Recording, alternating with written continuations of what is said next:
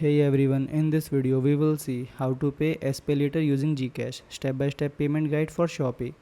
Step 1. Open the Shopee app, then launch the Shopee app. Tap the Me tab at the bottom. Second one is open SPayLater. Tap SPayLater, your current bill and due date will appear. Third one is tap Pay Now. Tap Pay Now beside your current bill, then select the bill you want to pay. Tap Pay Now again. Fourth one is choose InstaPay sorry.